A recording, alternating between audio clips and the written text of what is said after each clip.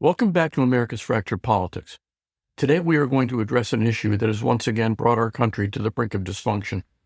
A government shutdown engineered deliberately by Donald Trump and his Republican enablers. This isn't about budgets or deficits or some honest disagreement over the proper scope of government.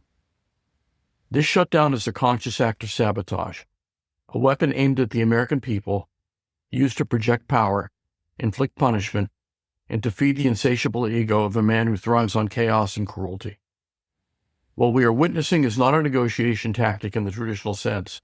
It is a form of political blackmail, one that demands Democrats finally shed their hesitation and speak with the moral clarity and rhetorical force that Republicans under Newt Gingrich perfected decades ago. Because unless the Democrats begin defining Republicans as a dishonorable, authoritarian, and dangerous force that Trump has made them, the battle will be lost before the first paycheck is missed and the first family runs out of food assistance. Let's pause and remember what Gingrich understood in the early 1990s. He didn't win the House majority in 1994 merely through policy ideas or by offering an alternative vision for governance. He won because he trained his party to talk about Democrats in the harshest, most destructive terms possible. He instructed Republican candidates and officials to repeat endlessly and unflinchingly that Democrats were corrupt, that they were traitorous, that they were pathetic, that they represented the decay of America's values. Gingrich had a memo, language, a key mechanism of control, that gave his acolytes the rhetorical ammunition to define Democrats in language that was moral, emotional, and absolute. The results speak for themselves. For the first time in decades, Republicans convinced millions of Americans the Democrats weren't just misguided, they were dangerous. Once you win that linguistic battle, you tilt every subsequent political fight in your favor. Now consider what we're living through today. The Republicans have ceased to be a governing party altogether. They are a cult tethered to a man who thrives by destroying trust in government while simultaneously demanding total loyalty to himself. Trump is not simply engaged in hardball politics. He is feeding his base on the tactic of pain infliction. A shutdown is not a debate. It is a deliberate taking of hostages. Government workers, military families, children on food programs, elderly people who depend on timely government services. It is shutting down the lifeblood of a nation to project strength in a way that is, make no mistake, authoritarian. This is tyranny in our midst, a slow-motion attempt to govern not by consent, but by coercion. So what should Democrats do?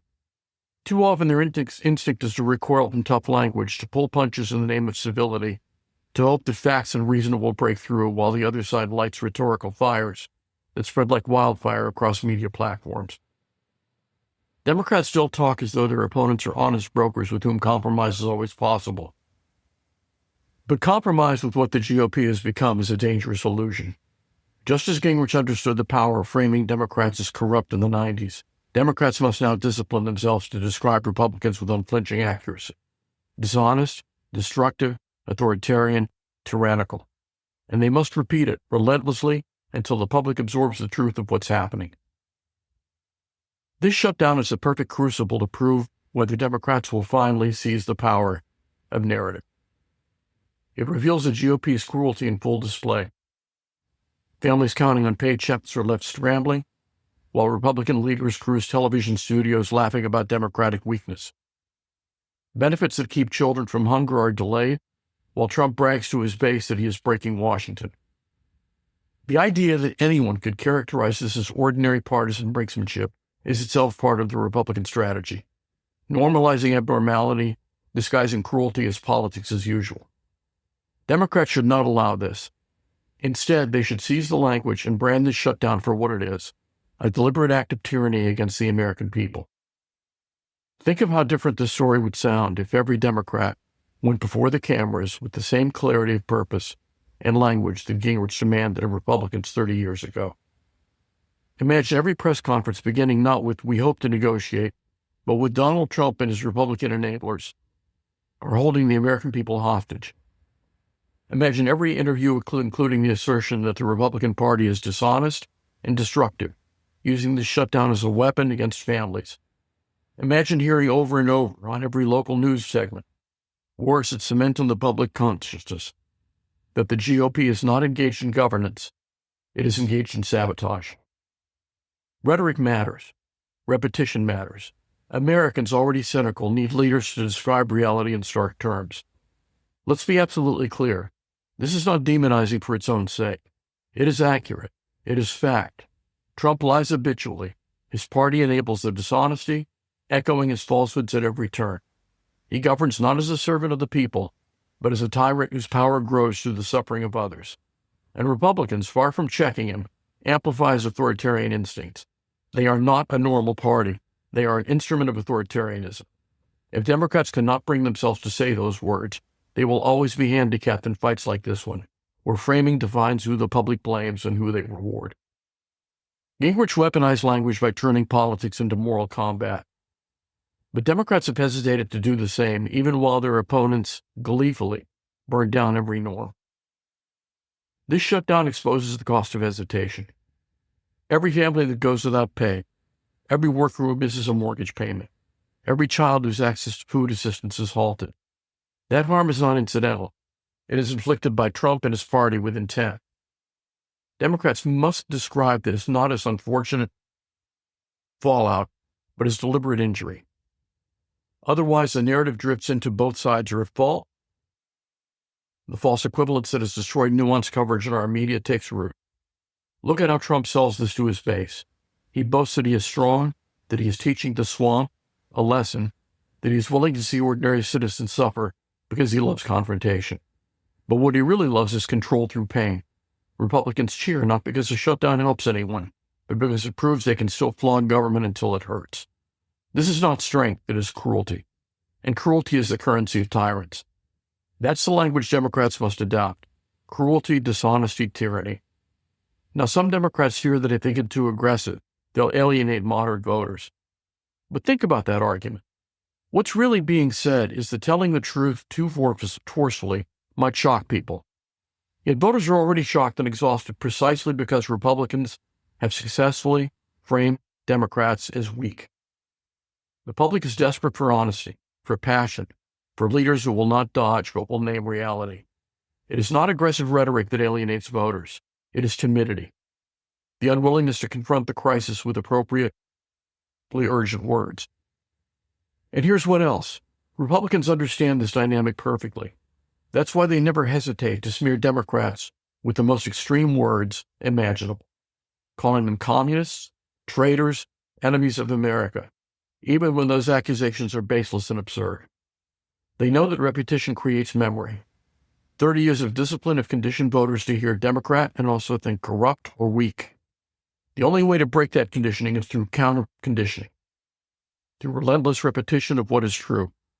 Trump's Republicans are dishonest, tyrannical, destructive. Words must not be chosen for politeness, but for accuracy, for moral force. This shutdown fight is a turning point. Will Democrats continue the old habit of being technocratic, of presenting charts about lost revenue and spreadsheets about deficits while the GOP paints them as radicals? Or will Democrats finally learn from their opponents that words define reality? Every day this shutdown continues, the lives of real Americans are disrupted.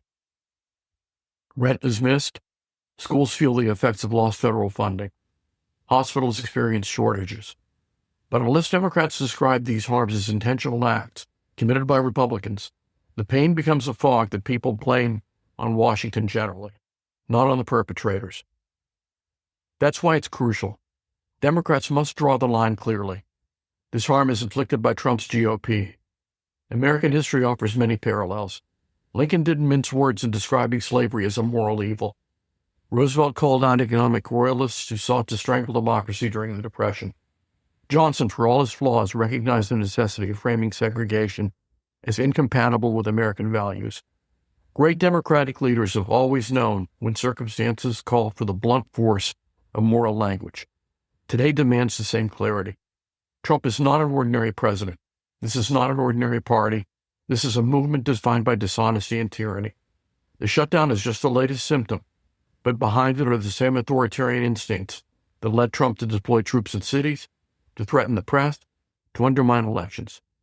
Democrats cannot treat this as though it were just another budget battle.